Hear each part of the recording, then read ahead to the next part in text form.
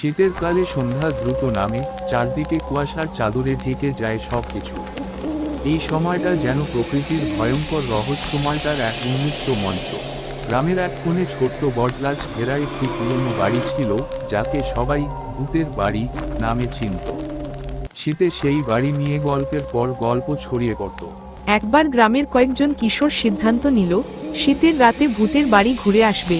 তাদের মধ্যে ছিল রাজু, দীপু আর শিমুল। তারা বন্ধু হলেও দুঃসাহসিক কাজ করার জন্য রাজুই সবসময় থাকত। সেদিন সন্ধ্যায় কুয়াশা এত ঘন ছিল যে সামনের কিছু দেখা যাচ্ছিল না। ঠান্ডা বাতাসে গায়ে লেপ চাপিয়েও কাঁপুনি আসছিল।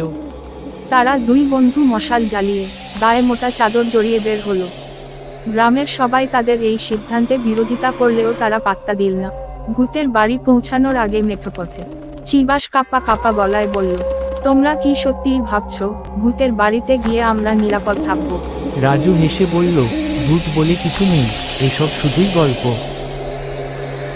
বাড়ির গেটের সামনে পৌঁছে তাদের সবার বুক টিপ টিপ করতে লাগলো।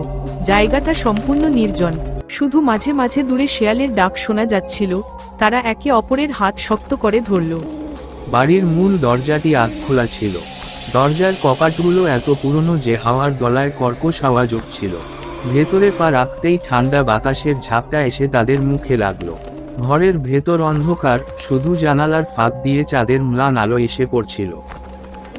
তারা ভেতরে ঢুকে চারদিকে তাকিয়ে দেখল দেয়ালের গায়ে কিছু অদ্ভুত চিহ্ন খোদাই করা।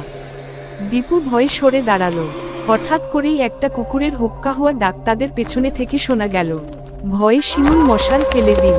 রাজু মশাল হাতে ধরে বলল, ফুল ভিডিও দেখতে চোখ রাখুন। আর কাঁপানো ভূতের গল্প আর রহস্য ভরা রোমান ভরা মজাদার সব গল্প দেখতে চোখ রাখুন।